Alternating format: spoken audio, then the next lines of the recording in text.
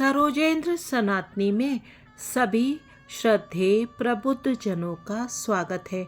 हम सुन रहे हैं अति सुमधुर श्री रामचरितमानस की सुंदर कथा। प्रसंग चल रहा है कि भरत जी चित्रकूट पहुंच गए हैं और वो श्री राम प्रभु को वापस लौटने को कहते हैं, परंतु श्री रामचंद्र जी स्वयं भरत जी पर ही ये भार छोड़ देते हैं कि वो निर्णय करें कि जबकि पिता की मृत्यु हो चुकी है और उन्होंने श्री राम को वनवास दिया था तो उनका लौटना उचित है अथवा नहीं। अब निर्णय करना है भरत जी को।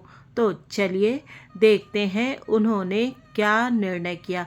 प्रभुकर पंकज कपिका सीसा सुमिर सुदसा मगन गौरीसा। अब सभी श्री रामचरितमानस के प्रेमियों से अनुरोध है कि कृपया चैनल को सब्सक्राइब कीजिएगा और इस वीडियो को लाइक अवश्य ही कीजिएगा। मेरा स्वर तो बहुत कर्कश है, किंतु ये राम कथा और ये रामचरित इतना मधुर है कि इसे सुनाते समय मेरे स्वर की कर्कशता आपको प्रतीत नहीं होती होगी। कथा सुनने के लिए आपका अग्रिम धन्यवाद। कीन अनुग्रह अमित अति सब विध सीता नाथ करि प्रणाम बोले भरतु जोरि जलज जुग हाथ। श्री जानकी नाथ जी ने सब प्रकार से मुझ पर अत्यंत अपार अनुग्रह किया।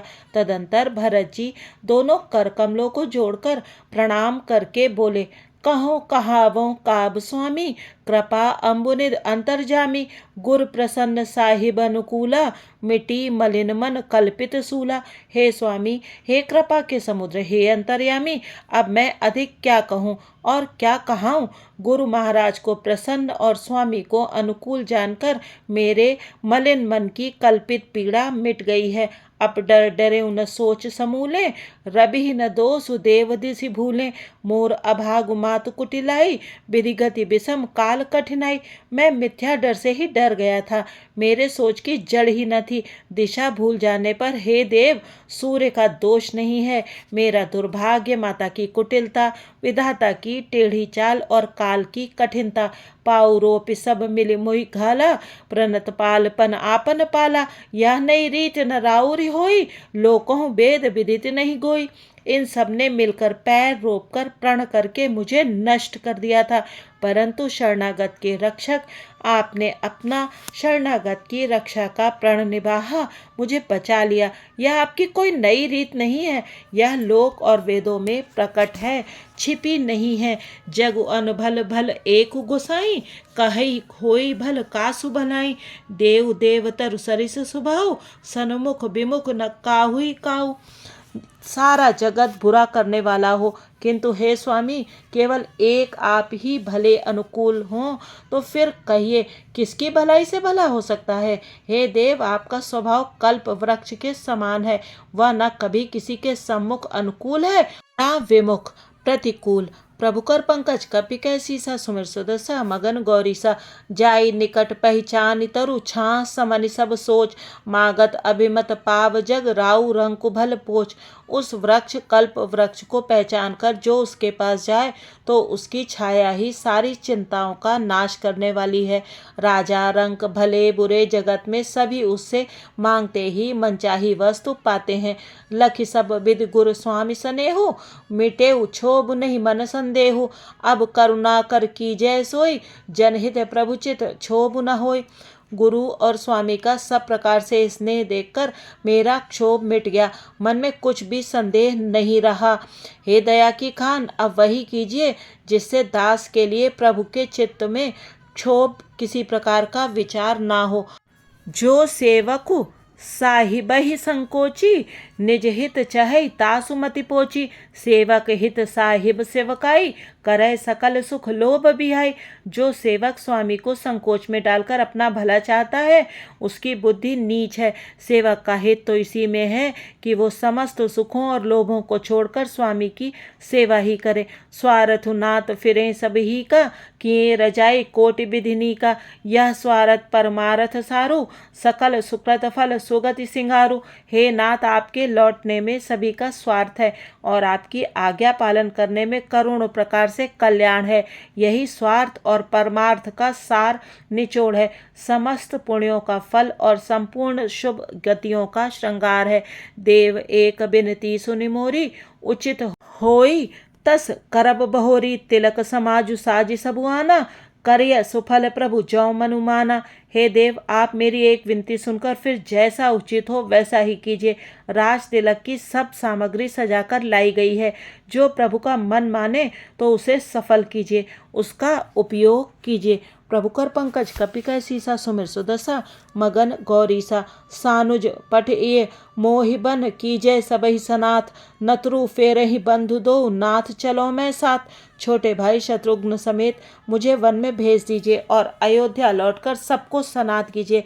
नहीं तो किसी तरह भी यदि आप अयोध्या जाने को तैयार ना हो, हे नाथ लक्ष्मण और शत्रुघ्न दोनों भाइयों को लौटा दीजिए और मैं आपके साथ चलूं। नतरु जाहि बन तीनों भाई, बहुरे सिय सहित रघुराई। जेहि बिध प्रभु प्रसन्न मन होई, करुणा सागर कीजिए सोई।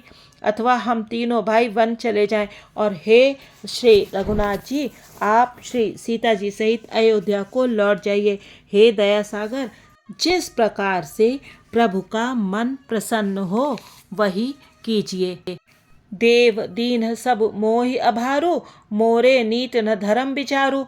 कहूँ बचन सब स्वार्थ हेतु, रहत न आरत के चित चेतु। हे देव, आपने सारा भार जिम्मेवारी मुझ पर रख दिया, पर मुझ में ना तो नीति का विचार है न धर्म का। मैं तो अपने स्वार्थ के लिए सब बातें कह रहा हूँ। आर्त दुखी मनुष्य के चित्त में चेत विवेक नहीं रहता।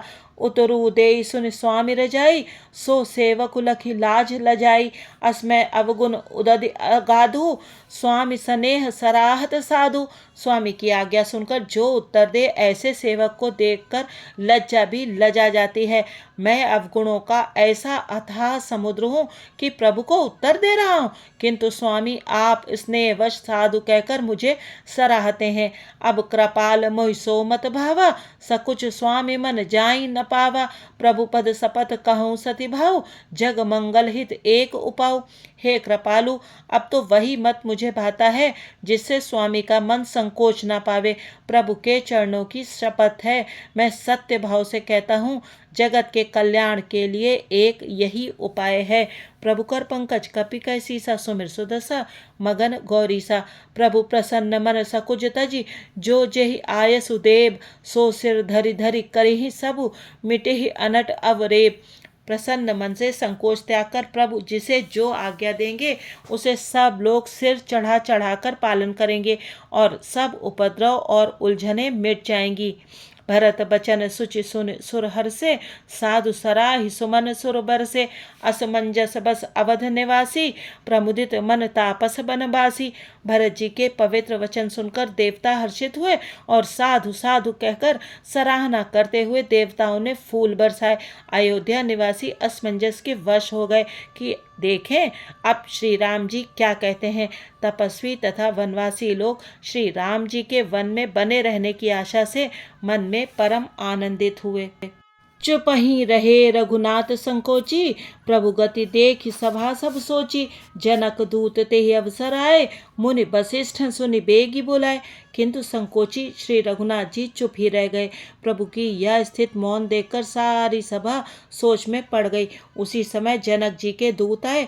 यह सुनकर मुनि वशिष्ठ जी ने उन्हें तुरंत बुलवा लिया। करि प्रणाम तिन राम निहारे, पेशु देख भय निपट दुखारे। दूतन मुनिबर बूझी बाता, कहो विदेह भूप कुशलाता। उन्होंने आकर प्रणाम करके श्री रामचंद्र जी को देखा। उनका मुनियों का सा वेश देखकर वे बहुत ही दुखी हुए। मुनि श्रेष्ठ वशिष्ठ जी ने दूतों से बात पूछी कि राजा जनक का कुशल समाचार कहो। सुनि सकुचाई नाह महिमा था, बोले चरबर जोरे हाथा। बूझब राउर सादर साई, कुशल हेतु सो भयउ गुसाई।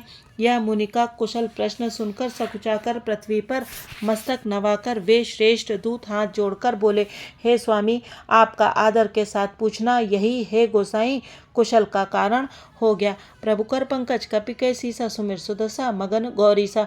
नाहित कौशल नाथ के साथ कुशल गई नाथ, मिथिला अवध विशेष ते जग सब भयउ अनाथ। नहीं तो हे नाथ कुशल क्षेम तो सब कौशलनाथ दशरथ जी के साथ ही चली गई। उनके चले जाने से यूं तो सारा जगत ही अनाथ स्वामी के बिना असहाय हो गया, किंतु मिथिला और अवध तो विशेष रूप से अनाथ हो गए। कौशलपति गति सुन जन कौरा, भे सब लोक शोक बस बौरा। जेहि देखी तेहि समय विदेहु, नाम सत्य अस लाग न केहू। अयोध्या नाथ की गति। दशरथ जी का मरण सुनकर जनकपुरवासी सभी लोग शोकवश बावले हो गए, सुध बुध भूल गए। उस समय जिन्होंने विदेह को शोकमग्न देखा, उनमें से किसी को ऐसा न लगा कि उनका विदेह देहाभिमान रहित नाम सत्य है, क्योंकि देहाभिमान से शून्य पुरुष को शोक कैसा। रानी कुचाली सुनत नरपालहि, सूझ न कछु जस मन बिनु ब्यालहि। भरत राज रघुबर बनवासु, भा मिथिलेश हृदय हरासु। रानी की कुचाल सुनकर राजा जनक जी को कुछ न सूझ पड़ा, जैसे मणि के बिना सांप को नहीं सूझता। फिर भरत जी को राज्य और श्री रामचंद्र जी को वनवास सुनकर मिथिलेश्वर जनक जी के हृदय में बड़ा दुख हुआ। नृप बूझे बुध सचिव समाजो, कहु विचार उचित काजु। समुझ अवध असमंजस दो, चले के रही न कहे कछु को। राजा ने विद्वानों और मंत्रियों के समाज से पूछा कि विचार कर कहिए, आज इस समय क्या करना उचित है। अयोध्या की दशा समझकर और दोनों प्रकार से असमंजस जानकर चलिए या रहिए। किसी ने कुछ नहीं कहा। न पही धीर धरि हृदय विचारी, पठे अवध चतुरचर चारी। बूझ भरत सती भाव कुभाव, आयहु बेग न होई लखाऊ।